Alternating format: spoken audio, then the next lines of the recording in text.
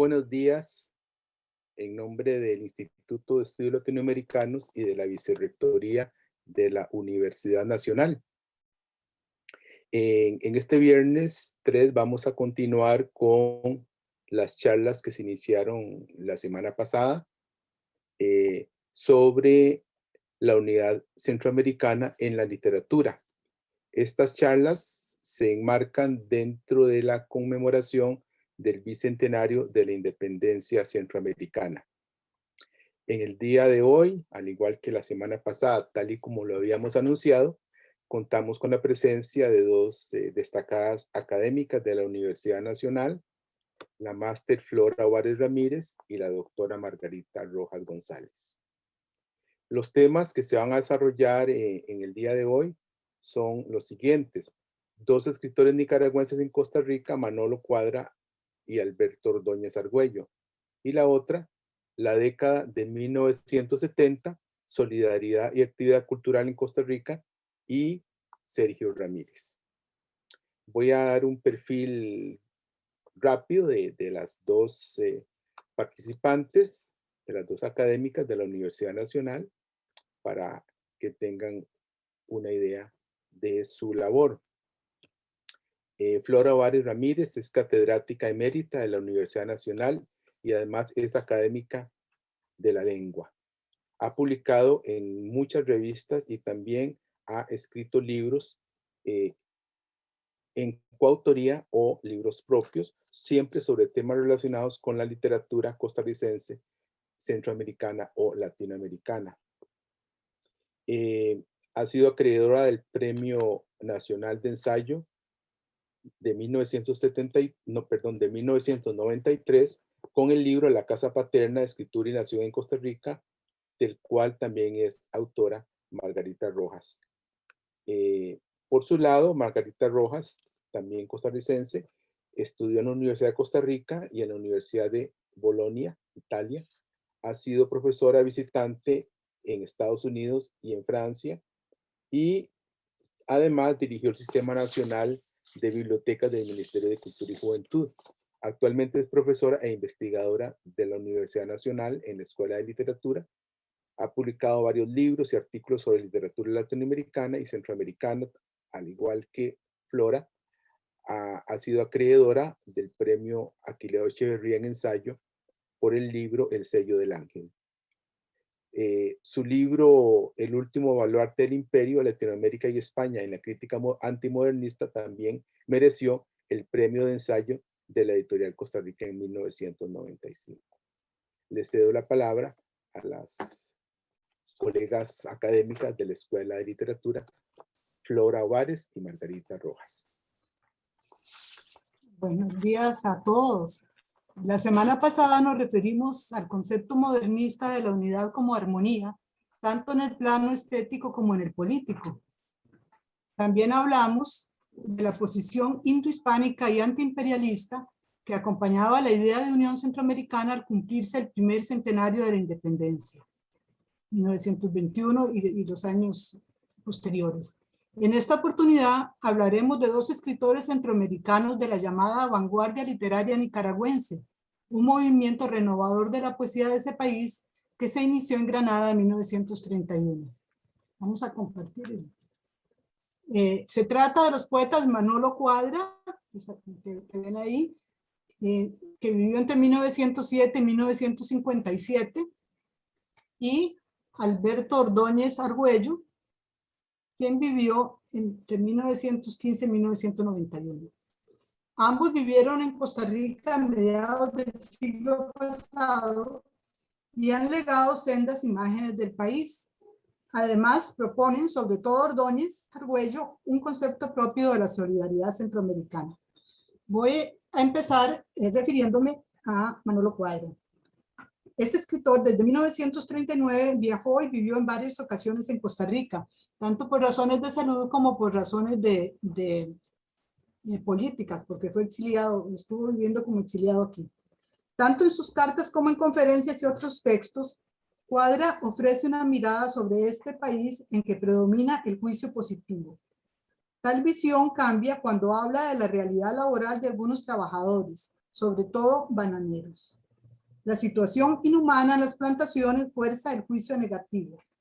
Dice Cuadra, lo que asombrará a muchos contemplativos e idealistas es saber que en el ombligo continental, en Costa Rica, miles de trabajadores que creyeron en un mínimo de democracia solo encontraron un máximo de explotación. Eso es en 1942 que lo escribe en una carta.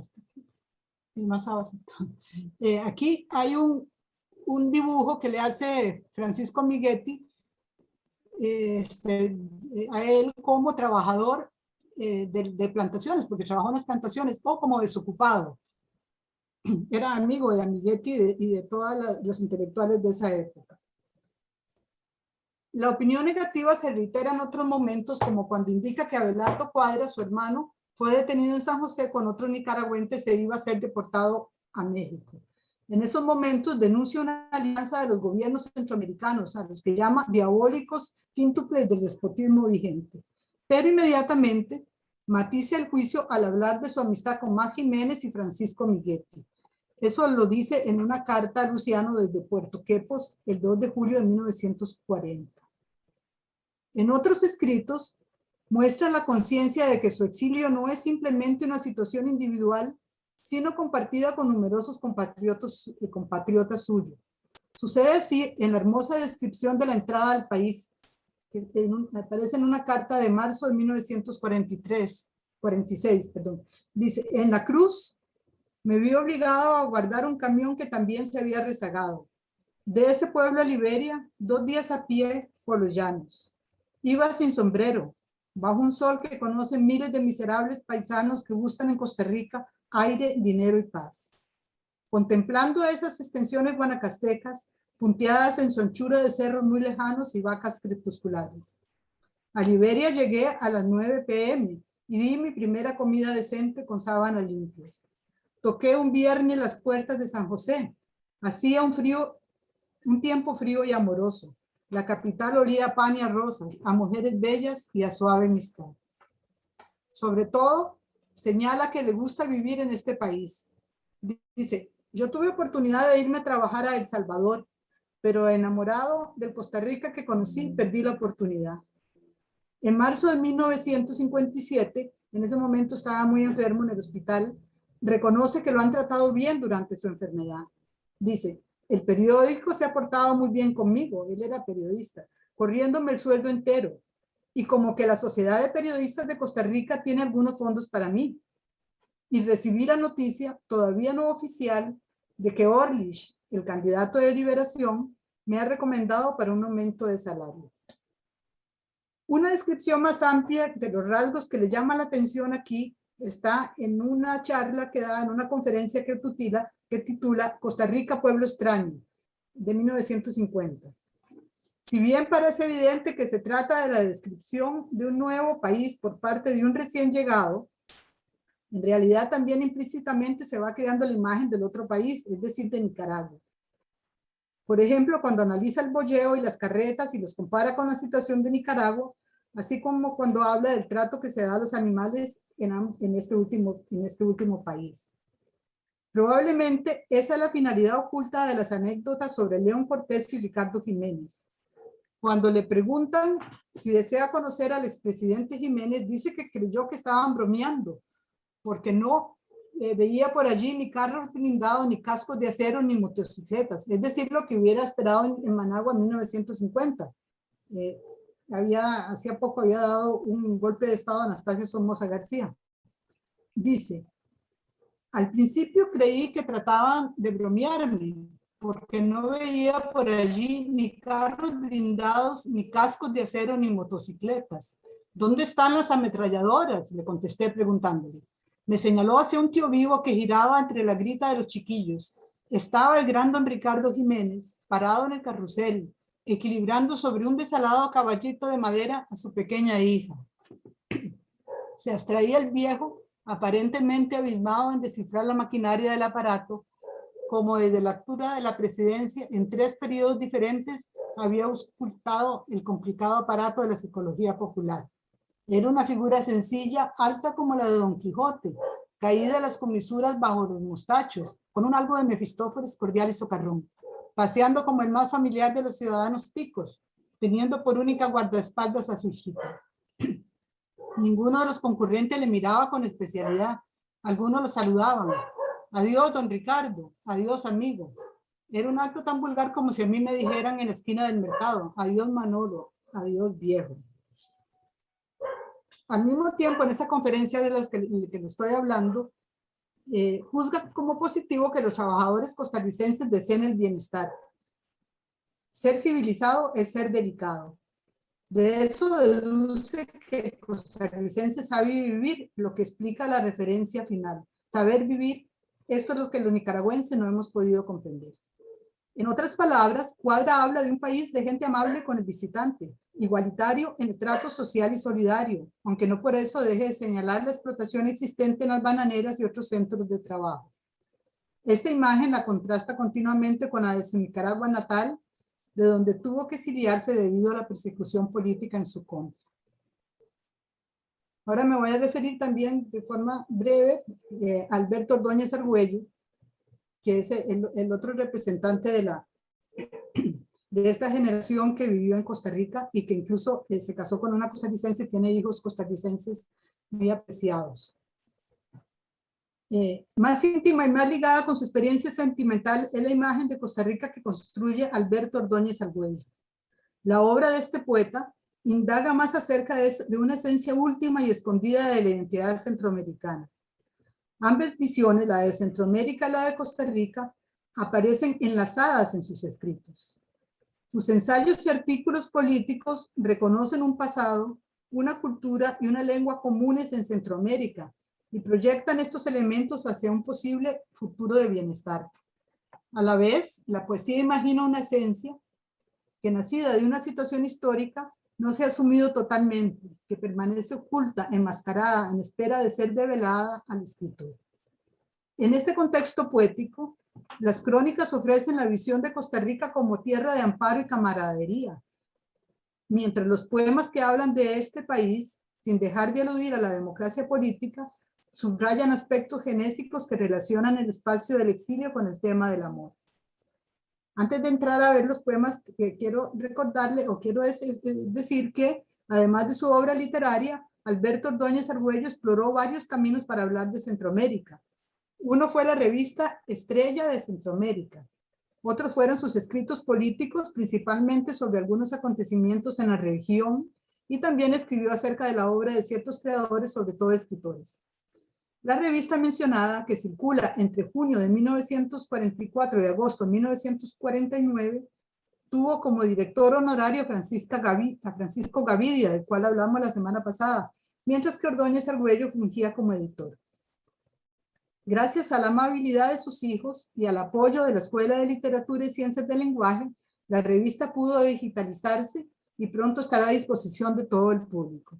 Este es un aporte también del cual estamos muy orgullosas y muy contentas en la investigación. Poder poner a disposición de todos ustedes esta importante revista.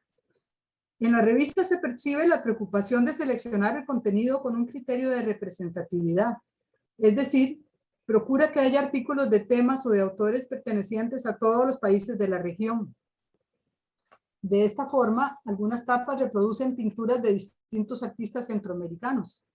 Por ejemplo, la del primer número presenta un dibujo del incendio del 2 de abril de 1944 en San Salvador, hecha por el joven pintor de Cuscatlán, Raúl Elías Reyes. La del quinto volumen es una estilización de un príncipe maya, hecha por el guatemalteco Rodolfo López Lima. La del sexto volumen, una cortadora de café, obra del salvadoreño Carlos Augusto Cañas. Además de las fotografías, en algunos números se reproducen caricaturas de personajes políticos. O se habla de artes, eso en casi todos los números hay una sección dedicada a las artes, que se titula Movimiento Intelectual Artístico, que incluye numerosas reproducciones de esculturas, pinturas y dibujos de artistas de varios lugares. La revista publica también partituras y ensayos acerca de la música y la cultura populares. Da cabida a la reproducción de pinturas y esculturas e incluso anécdotas de las tertulias y grupos literarios. Las secciones culturales que se propone mantener la revista son las dedicadas a revelar entonces a nuestros poetas y artistas, las reseñas de libros y noticias del movimiento cultural y la selección de cuentos y novelas cortas. Con respecto a la literatura, Estrella de Centroamérica se interesa en publicar poemas y cuentos de escritores de diversas generaciones literarias y de todos los países centroamericanos. Textos de Froilán Turcios, Claudia Lars, Otto Raúl González, Carlos Luis Sáenz, Joaquín Pasos, el mismo Manolo Cuadra, Salomón de la Selva, Miguel Ángel Asturias, Fernando Luján.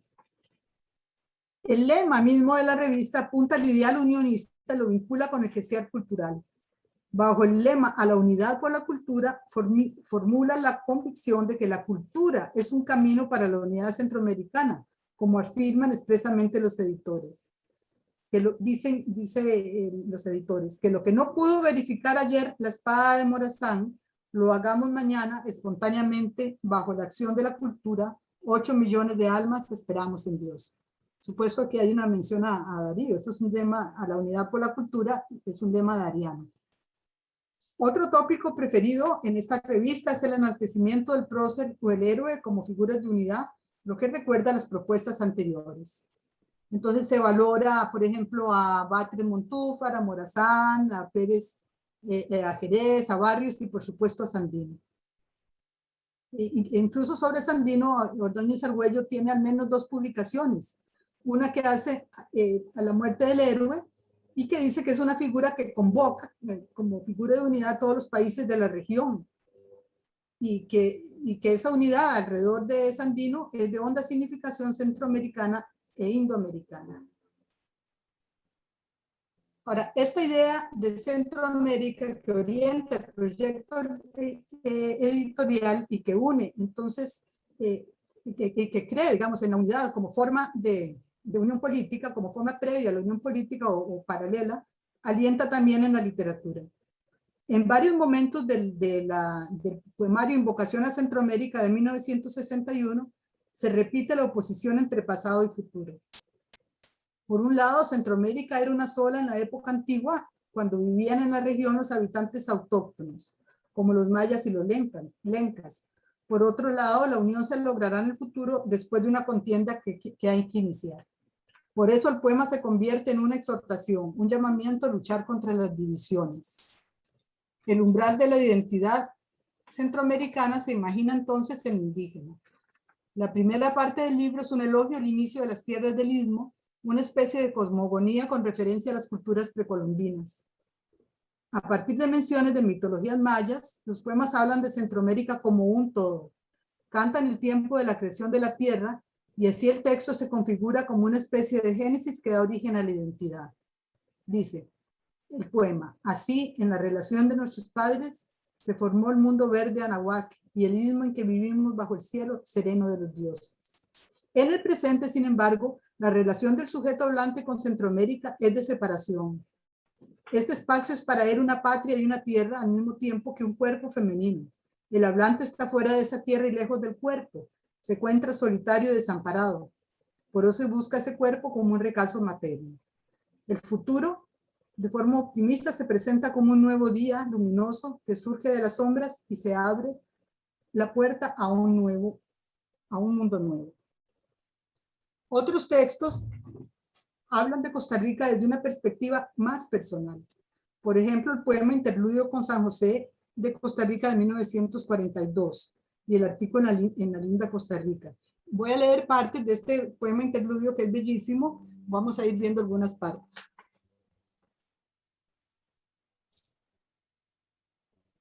En el poema menciona inicialmente su llegada al país que le da la bienvenida, una especie de cruce de un umbral que lo trae a una vida nueva. Presente como un cuadro está el día en que vine por primera vez a San José. Aquella mañana que hizo vibrar toda mi vida. El avión, sus ruedas posó suavemente en el césped del antiguo y pequeño aeropuerto de La Sabana, tembloroso todavía de rocío. Era la mañana de porcelana, con sol casi dormido, del brumoso 26 de septiembre de 1942. Entre el pasaje venían sonrientes caras de gringos viajeros en busca de costas y hosterías, y algunos paisanos míos en gira de invernada. Alto y flaco, bajé la escalerilla, escoltando a la linda y blonda Lilian, azafata de Taca.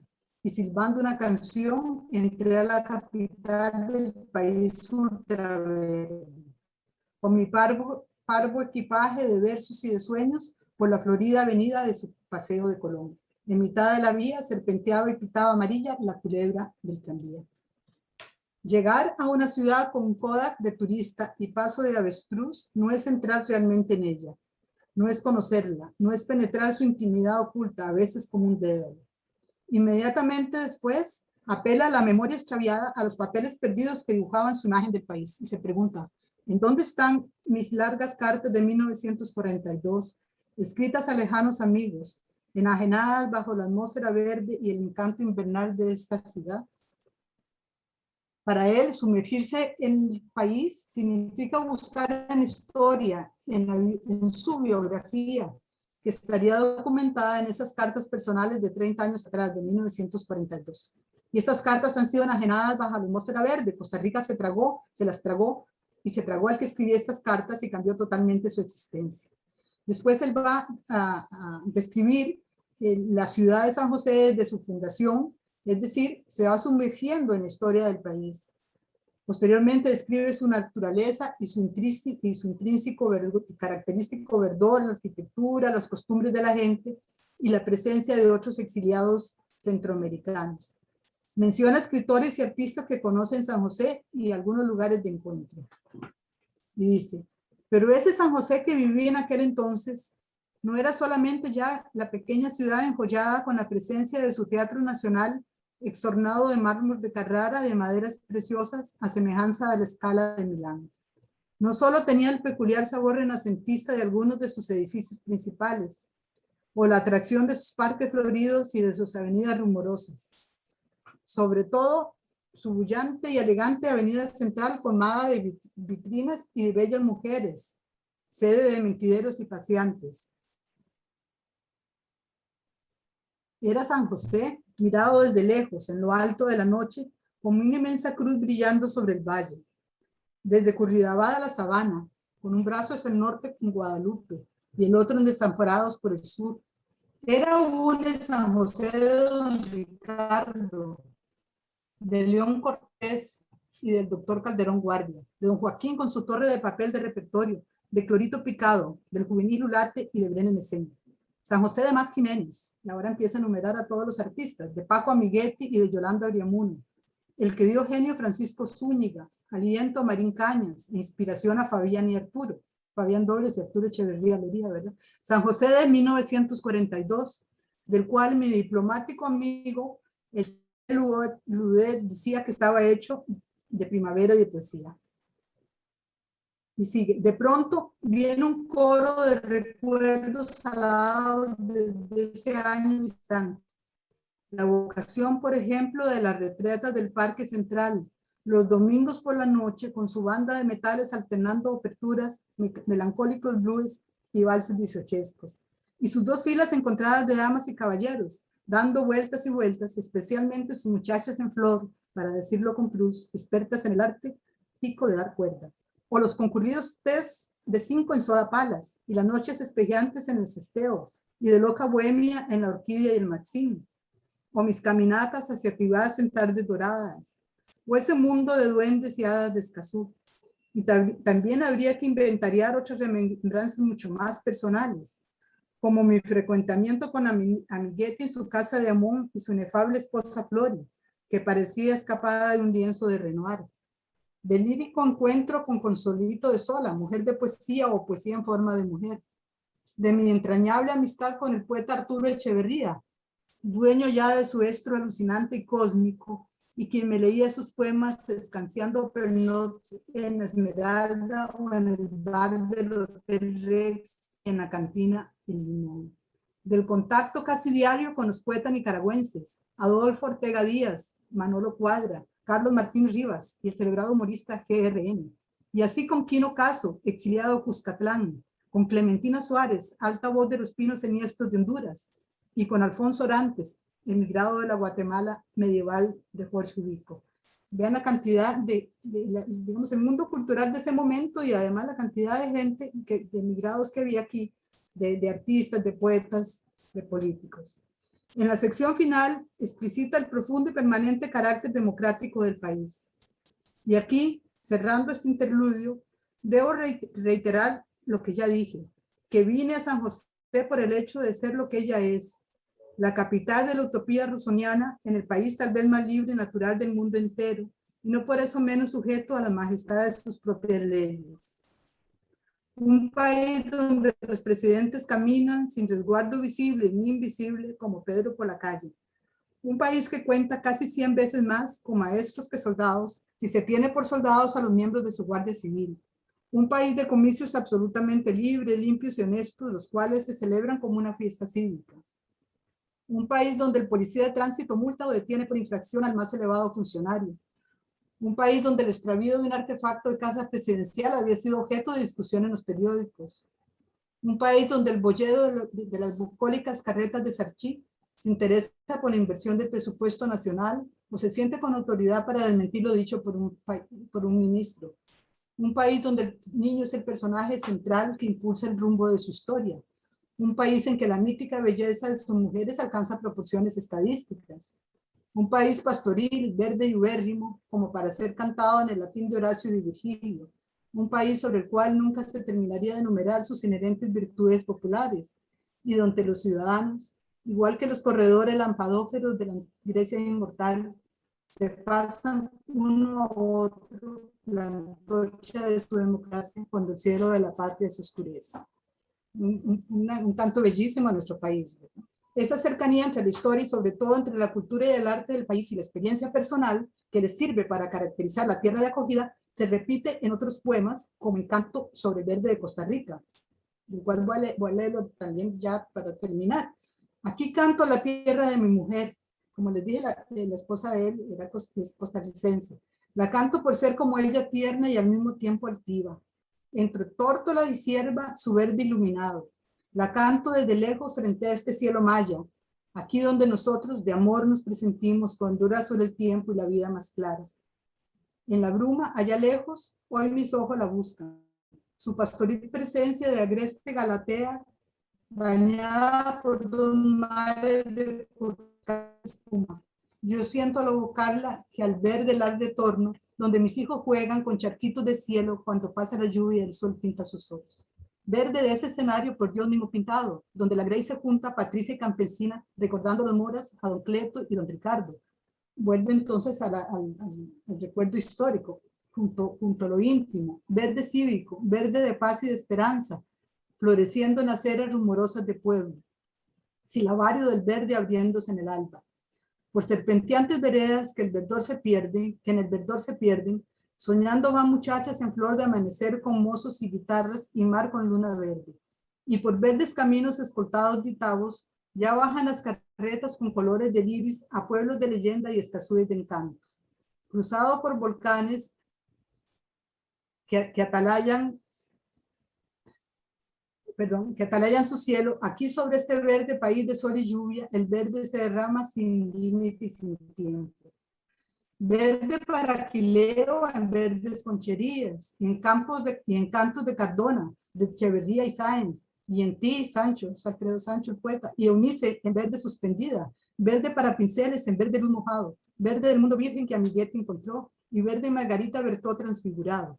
En verde sinfonía de infinitos matices, aquí el verde su música vegetal nos entrega, ejecutando verdes que los ecos repiten. Y así cierro este canto del país dulce y verde, tierra verde, aire verde, verde de ende los hombres, verde de Costa Rica para siempre presente. Como se ha podido ver, si quieres poner aquí nada más les traigo para que vean, también pintado esto, es una ilustración, un poema que se llama La cierva, el corazón de manzana, que él mismo lo hace. Bueno, como se ha podido ver, escritores intelectuales centroamericanos han enriquecido la imagen identitaria del costarricense. Sus poemas y ensayos nos hacen indagar en nosotros mismos. Se constituyen en una especie de espejo que permite que nos observemos y reflexionemos sobre nuestro ser nacional. A la vez que hablan de la situación del exiliado, destacan valores como la paz, la civilidad y la hospitalidad. Sobre todo, hablan de un sentimiento de hermandad centroamericano heredado del pasado común que ojalá permanezca siempre vivo en nuestra vida social y en nuestra cotidianidad. Este sentimiento y esta actitud se van a reforzar años después, a fines de los 60 y en la década de 1970. En ese momento, nuestro país recibió a muchos intelectuales que llegaron por la diáspora y el exilio generados por las guerras en los países vecinos. Al garantizar al país un asilo relativamente seguro, las instituciones oficiales, las empresas privadas y los grupos independientes ofrecieron un lugar de trabajo a muchos escritores y artistas extranjeros cuya experiencia y profesionalidad cimentaron a su vez la formación de nuevos creadores. Fue una nueva forma de centroamericanidad que creció en esos años. Un momento de intensas vivencias y luchas por la democracia, la cultura y la solidaridad entre los pueblos. A continuación, la doctora Margarita Rojas hará referencia a la obra del un intelectual nicaragüense que recibió asilo en Costa Rica en esos años y que elabora en su obra un concepto propio de nuestro país y de Centroamérica. Muchas gracias por su atención. Buenos días. Como les anticipó mi colega Flora, a mí me toca llegar a la década del 70 de esta reflexión permanente y conjunta entre escritores centroamericanos que vivieron en Costa Rica y que al describir lo que les estaba pasando también hablaban de ellos mismos y de sus países. Uno de los escritores más destacados, o tal vez el más destacado que vivió aquí en los años 70 fue Sergio Ramírez Mercado, que llegó a Costa Rica en 1964 y se quedó a vivir varios años. Aquí dirigió otra revista muy importante que logramos rescatar con esta investigación que se llamó Repertorio Centroamericano. Y entre 1966 y 1970 escribió su primera novela aquí en Costa Rica que se titula Tiempo de Fulgor. Junto con el escritor salvadoreño Ítalo López Vallecillos, Sergio Ramírez en 1968 fundaron la editorial universitaria centroamericana y fue electo secretario general, de la Confederación de Universidades Centroamericanas con sede en Costa Rica. Y en 1974 publicó en Educa la antología Cuentos Centroamericanos. El conjunto de la obra de Sergio Ramírez revela una preocupación constante por Centroamérica, su cultura, su literatura, su situación política, y no pocos artículos y ensayos suyos se centran en Costa Rica. Así sucede en la novela Castigo Divino, cuyos acontecimientos transcurren en este país y en Nicaragua simultáneamente. Y en el libro Adiós muchachos, que relata el desarrollo de la guerra de 1979 y la contrarrevolución en 1980, tanto en Nicaragua como en Costa Rica. El personaje de la novela La Fugitiva del 2011 está construido con la escritora Yolanda Oriamuno, cuya obra ya había mencionado con admiración en otro artículo anterior, pues considera que ella es una autora de una literatura de avanzada, adelantada para su época, ya que superaba el folclorismo imperante en las décadas de 1930 y 1940. En varios artículos, Ramírez, voy a compartir aquí,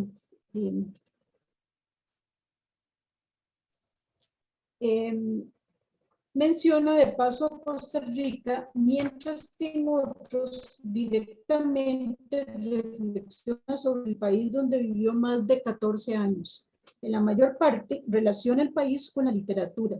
Cuando escribe sobre el aniversario del nacimiento de Cortázar, por ejemplo, en un artículo que se llama Alguien anda por ahí, no solo recuerda que lo conoció gracias a la invitación de la ministra de Cultura, Carmen Naranjo, sino que también aprovecha para rememorar cómo viajaba junto con el poeta Carlos Martínez Rivas a la finca del poeta José Coronel Urtecho, que de esta forma él hace que como que Nicaragua está dentro de Costa Rica.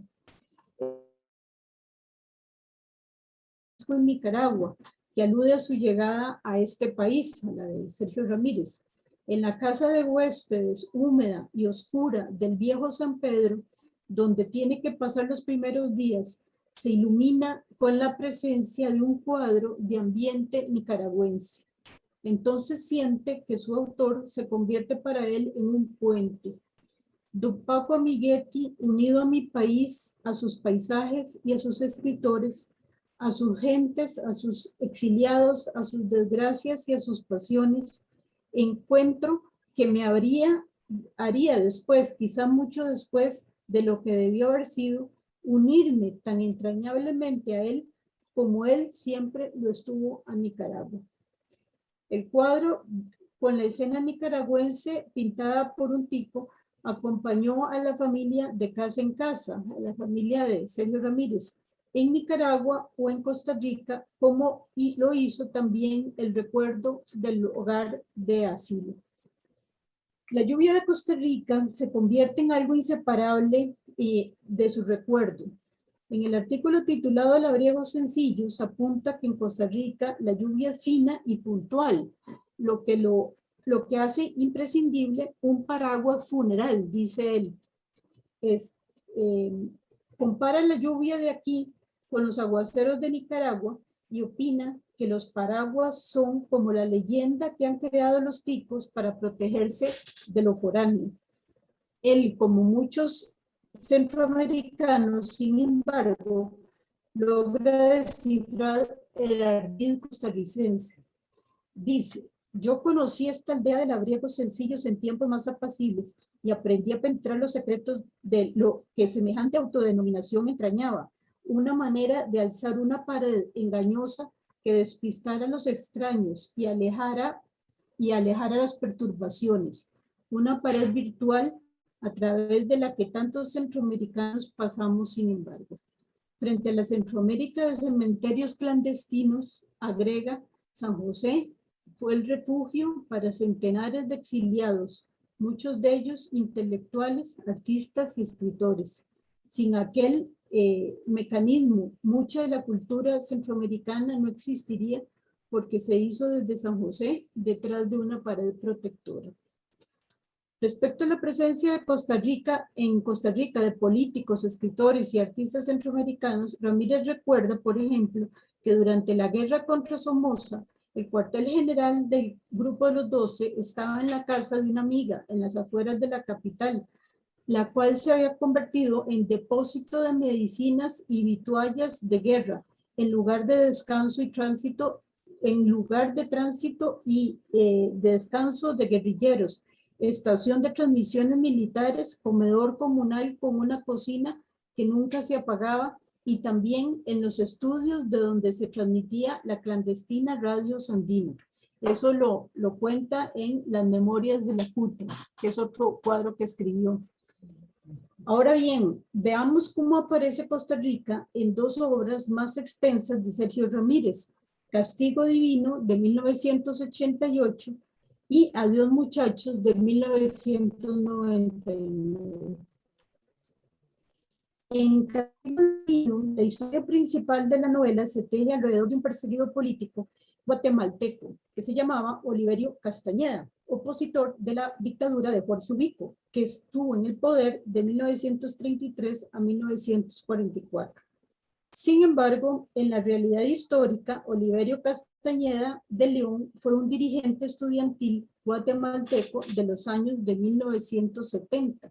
Nació en 1955, quien por su lucha contra el régimen del general Fernando Romero Lucas García fue amenazado de muerte y asesinado en 1978 en Guatemala.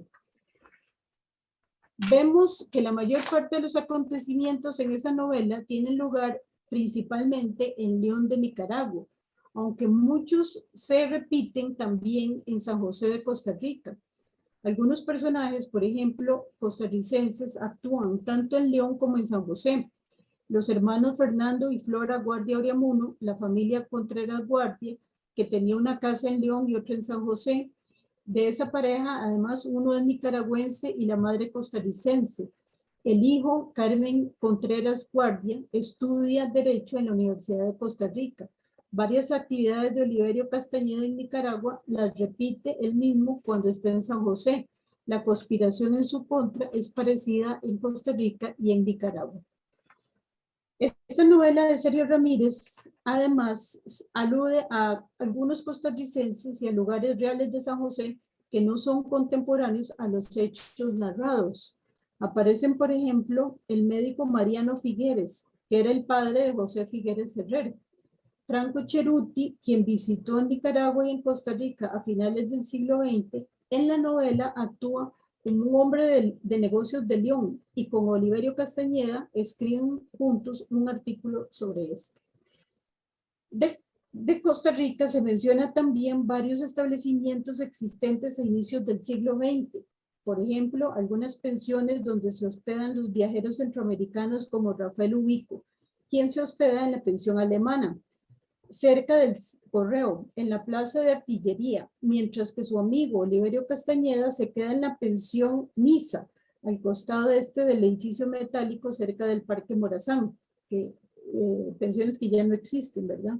Se menciona varias veces la pensión Barcelona, ubicada frente a la Sabana, también, y también la pensión París. Por otro lado, en Castigo Divino, se concede un papel destacado al mundo literario de Costa Rica y de Nicaragua. En la novela, muchos personajes escriben sobre esos acontecimientos. Así, la escritura y el dictamen adquieren el documento más bien, adquieren una gran importancia, lo cual explica a su vez la presencia de escritores conocidos de Centroamérica en papeles inventados dentro del mundo ficticio. Hay escritores de la época y escritores contemporáneos de Sergio Ramírez. Algunos son nicaragüenses, otros costarricenses y varios latinoamericanos. Se puede constatar la presencia de Miguel Barnett en el papel de un editor con quien estaba trabajando Castañeda al inicio. Osvaldo Soriano, quien aparece como un médico emérito y autor de un artículo. También se menciona a los escritores Antonio Escármeta, a Carlos Monsiváis y Alfredo Brais Echenique. De Nicaragua intervienen activamente varios escritores nicaragüenses de inicios del siglo. Azarías Palé resulta ser el director del Instituto Nacional de Occidente.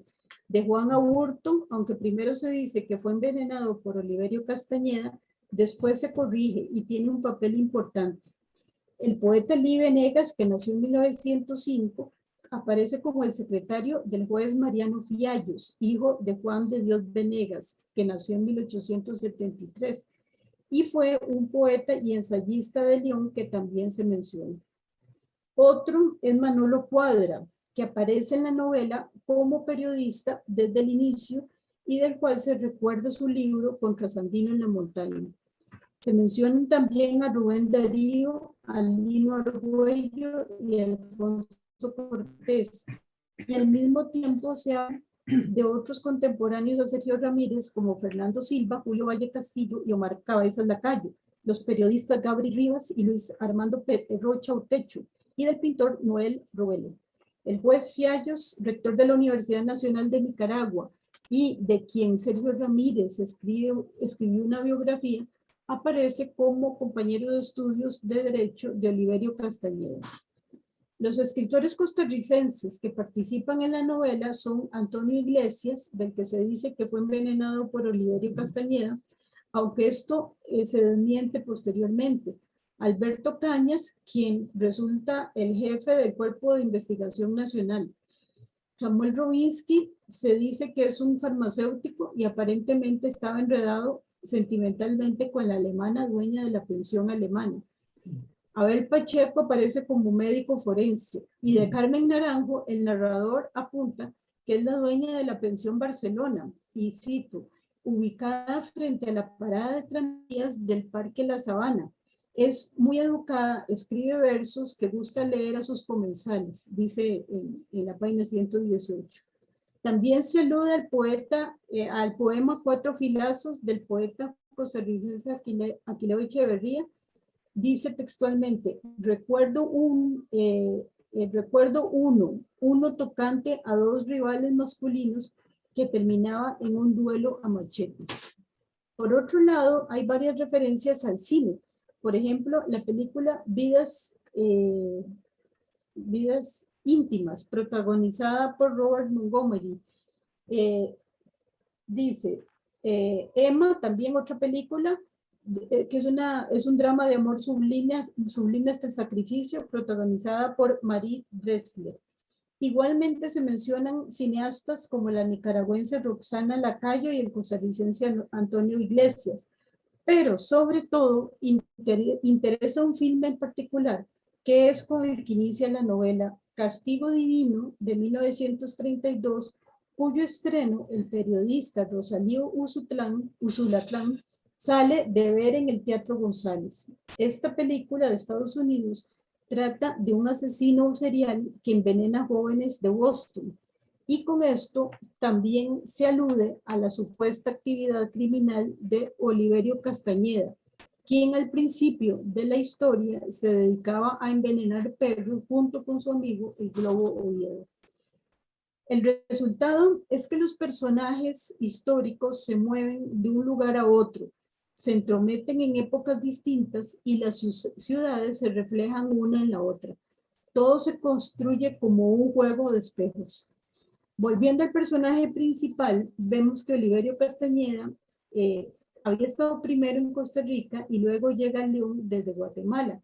Se hace querer de todos, principalmente en el ámbito femenino. Sin embargo, sus detractores tratan de hacerlo ver como un malvado seductor con las mujeres y un malvado embaucador con don Carmen Contreras y con el médico Salmerón, con quienes organiza varios negocios.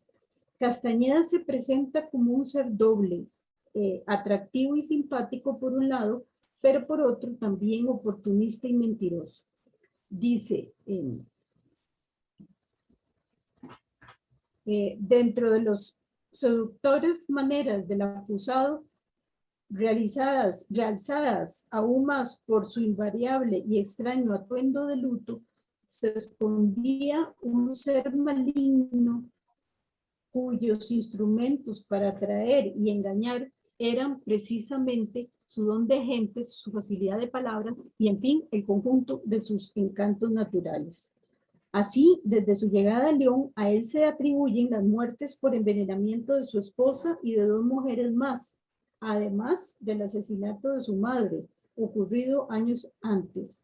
Finalmente, termina encarcelado y por esto la población de León se divide en dos bandos, uno en contra y otro a favor de él. Sin embargo, la verdadera causa de la acusación contra Castañeda se relaciona con la política y eso permanece oculto. Precisamente, tanto en la época de los hechos novelescos como en el tiempo de su escritura en Nicaragua, se vivía intensos momentos contra la dinastía Somoza.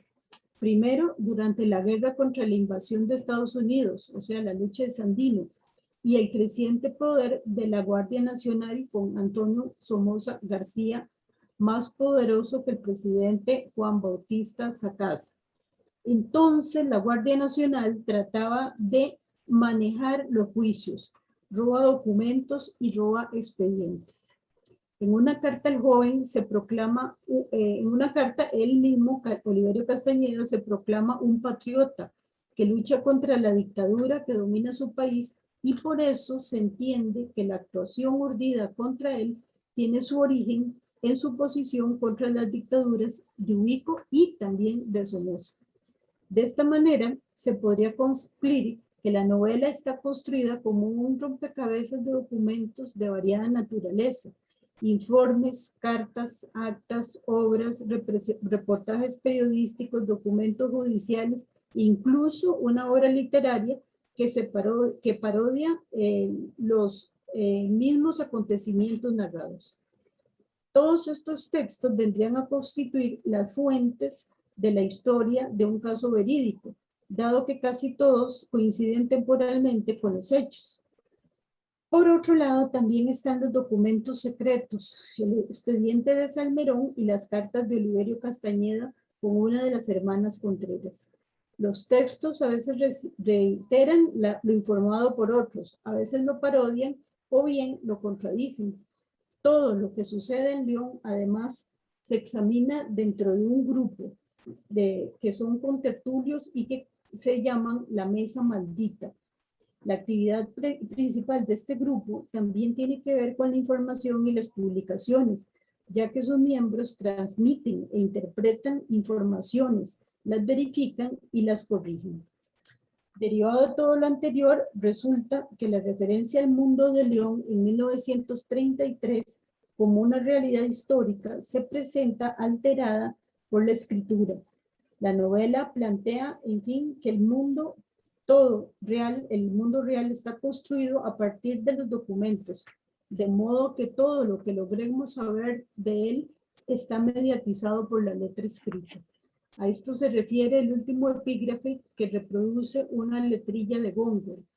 Nada es seguro, unos testigos niegan a otros, sus palabras se ponen en duda, no hay certeza sobre lo acontecido, pues se duda incluso de la voz de los sabios que se pliegan a una u a otra autoridad política. Por eso no se logra saber nunca si hubo un envenenamiento, si Castellano fue o no un asesino, pero sí que lo mataron por la espalda. 11 años después de esta novela aparece otro libro de Sergio Ramírez en el que Costa Rica también tiene un lugar central en el desarrollo de los acontecimientos evocados. No es una novela, sino que más bien es como un conjunto de una crónica. Se titula Adiós muchachos, de 1999, y se centra en la guerra contra la dictadura de Somoza, de Anastasio Somoza, contada a partir de la experiencia del escritor aquí en Costa Rica a finales de la década de 1970. Entonces, durante la insurrección contra la tiranía, Costa Rica se convirtió en lugar de refugio, de encuentros clandestinos, plataforma militar y base de difusión de propaganda. Además, el país fue sede del Grupo de los 12 que redactó el programa del nuevo gobierno en Nicaragua. En ese libro, las referencias a Costa Rica aparecen principalmente en los capítulos de la insurrección contra Somoza, si bien no desaparecen del todo en los capítulos dedicados a la década de 1980. Todo esto constituía información desconocida para la mayoría de los habitantes de ambos países en el momento de la guerra. Adiós muchachos revela cómo se fraguó una guerra que a la distancia de los años resulta ahora inverosímil, en parte por la colaboración de todo un país que irónicamente no tenía ejército. En la guerra sandinista, Costa Rica funcionó como una base militar, como una base política y también como una base de campaña política. Fue un territorio de trasiego de armas y de organización de reuniones clandestinas.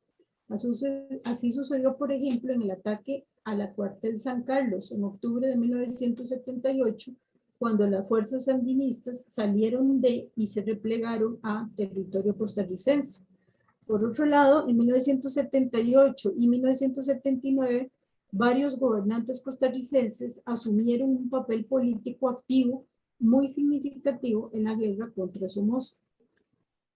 Varios participantes, se cuenta en ese libro, de nicaragüenses en la guerra sandinista vivieron en suelo tico. Por ejemplo, Violeta Chamorro, quien desde antes del recrudecimiento de la guerra residía con su hija Claudia en San José. Las casas que habitaban varios de ellos cumplían también otras funciones además de las domésticas.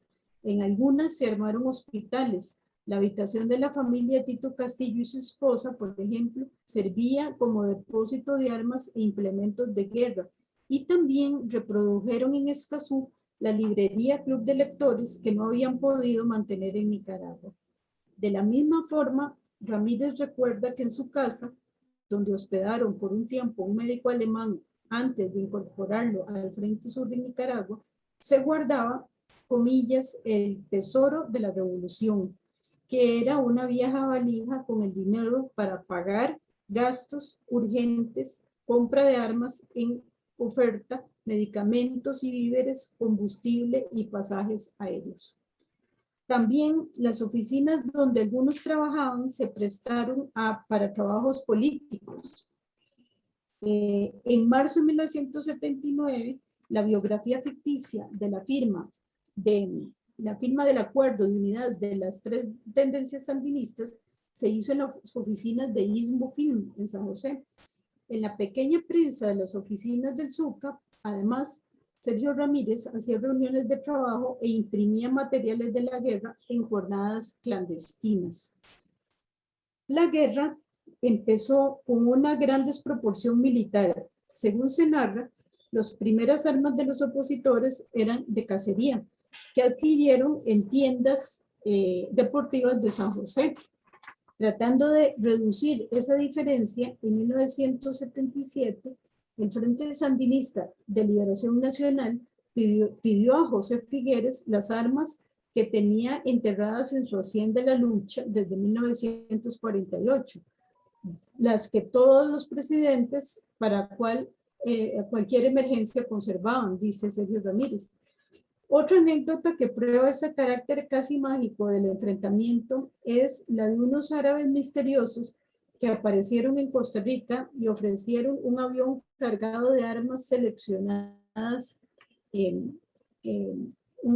seleccionadas que al final no llegaron porque las incautaron en Egipto, según se cuenta ahí. También se recuerda que Fidel Castro enviaba abundantes suministros militares, como las utilizadas en los asaltos de Granada y de Rivas. Otras armas se embalaron en barriles de insecticida clandestinos para Nicaragua, y parte del armamento llegaba a Nicaragua por el puente Panamá-Costa Rica. En esas condiciones se cuenta en Adiós Muchachos que la dirección militar de la guerra la llevó a cabo Humberto Ortega desde Costa Rica, y que la red de radio instalada en el cuartel general de Palo Alto en La Uruca estaba en La Uruca. San José enlazaba las fuentes guerrilleras en Nicaragua, mientras que en una propiedad de José Figueres se instaló el transmisor y la antena de Radio Sandino. Desde San José viajaron todos finalmente a Nicaragua cuando Somoza huyó de Nicaragua, salvo Humberto Ortega, dice, ocupado desde San José en la conducción de la guerra. Muchas reuniones clandestinas se organizaron en distintos lugares de Costa Rica. La primera en mayo de 1977 para formar el nuevo gobierno, para hacer alianzas políticas y para establecer nuevos contactos. No toda esta actividad era completamente secreta. Como el gobierno de Carter sabía que la mayor parte de la dirección nacional del Frente Sandinista y el cuartel general de conducción de la guerra estaban en San José, allí instalaron a su representante para los contactos con el Grupo de los 12. Así, el 8 de julio de 1979, el Grupo de los 12 discute en San José con Rómulo Betancourt, enviado de Torrijos, la propuesta de Carter. La plataforma de la Junta de Gobierno se difundió también desde la capital de Costa Rica. Y finalmente, el nuevo gobierno nicaragüense, después de la Somoza, se estableció en Costa Rica. Además de la ofensiva final, se había organizado una reunión de los miembros del gobierno revolucionario que vivían en Nicaragua. Estos se trasladaron a San José con anticipación de una semana. Se encontraron en una casa de Alajuela el 13 de octubre. Todo el gobierno revolucionario se trasladó entonces en una camioneta alquilada en San José a la zona fronteriza. Sergio Ramírez y Violeta Chamorro viajaron a Nicaragua en julio de 1979 en una avioneta que había hecho muchos vuelos de abastecimiento nocturno desde San José. En la guerra contra Somoza, Costa Rica participó también mediante la actividad de algunos políticos.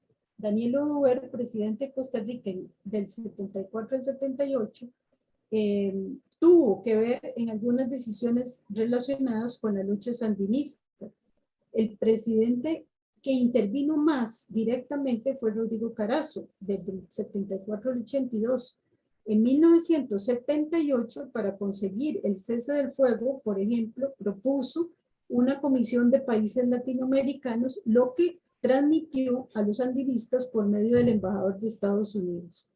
Según se explica en este libro, el gobierno de Carazo presionó para que se nombrara Dan Pastora jefe del ejército sandinista.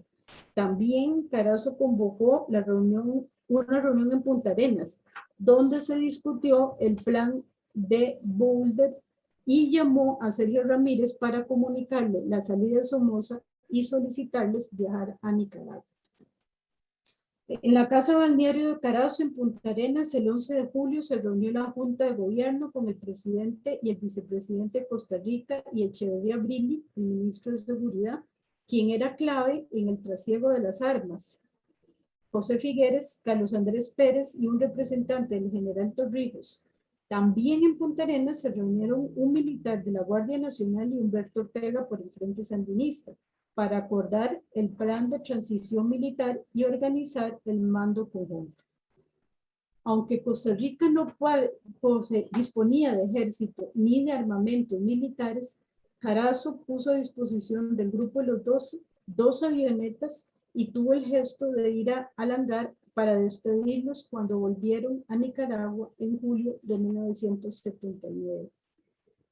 Al narrar el desarrollo de la guerra contra Somoza, Avión Muchachos también se convierte en la revelación de un secreto, que es la parte oculta de esa guerra, donde vivían y conspiraban los opositores al régimen, donde escondían las armas, la radio, el hospital y el dinero de la revolución, los seudónimos de los combatientes y los líderes, las casas de seguridad donde se quedaban a dormir dirigentes y guerrilleros. De esa forma, el relato se convierte en el descubrimiento de una parte de la historia desconocida de los países que intervinieron.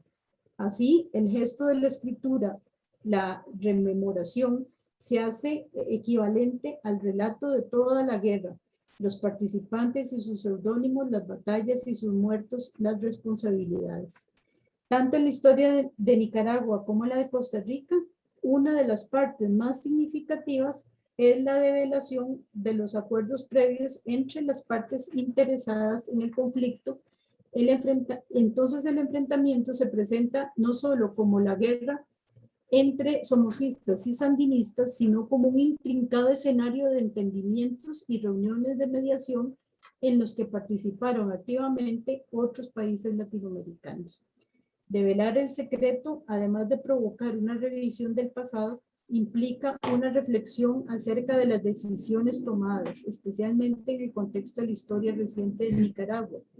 Dicho gesto se convierte en la evaluación de las opciones políticas escogidas.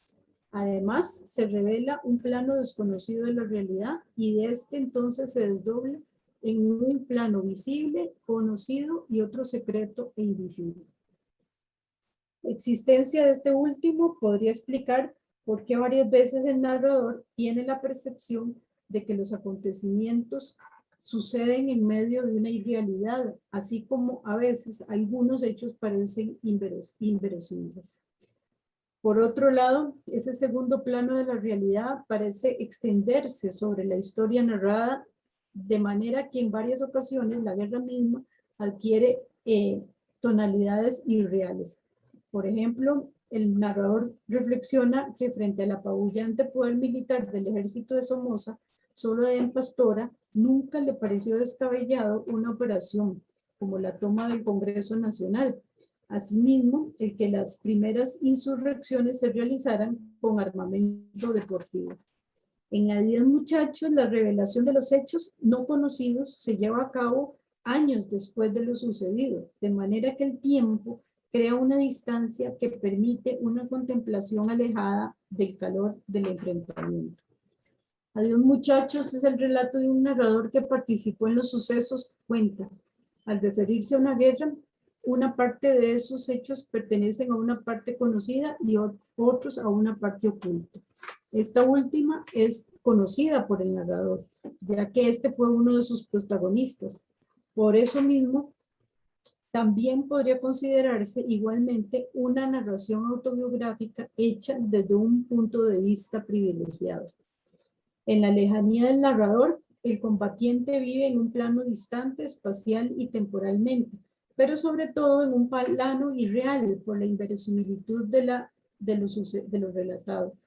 Lo logrado aparece entonces doblemente imposible por haber superado el poderío del dictador y también por no haberse mantenido junto a la gente que consiguió aquel triunfo histórico. Eso es una especie de reflexión o autocrítica.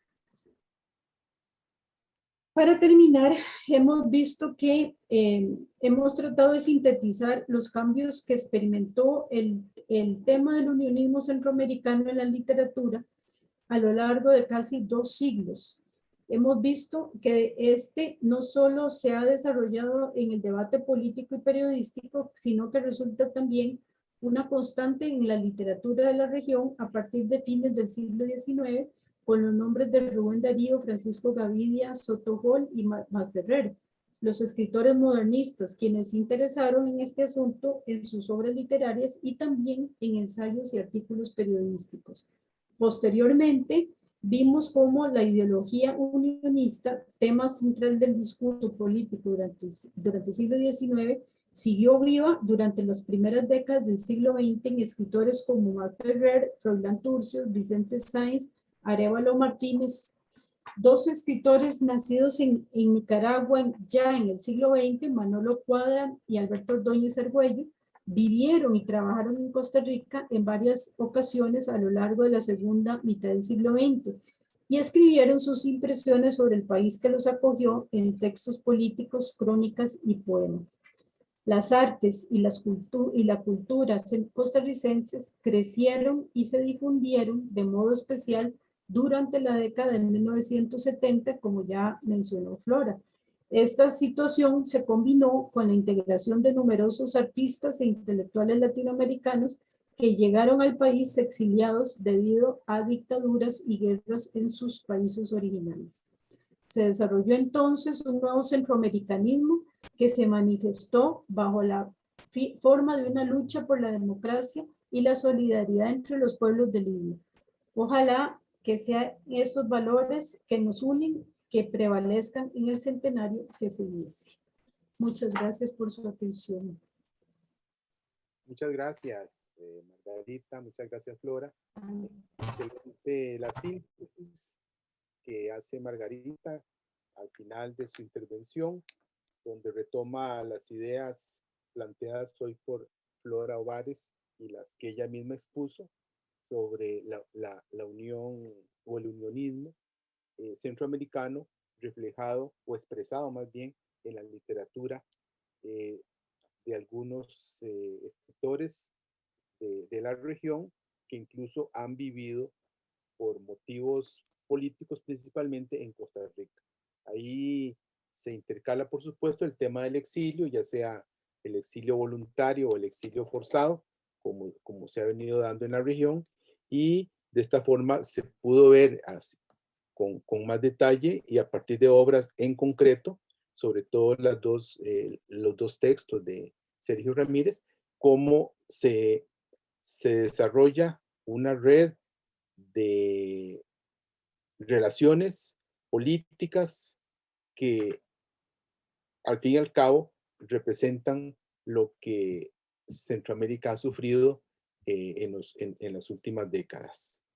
Les agradecemos muchísimo su valiosa colaboración, su excelente presentación y los invitamos a que sigan reflexionando sobre el tema del bicentenario de Centroamérica, no solo de Costa Rica, y de las actividades que organiza la Universidad Nacional.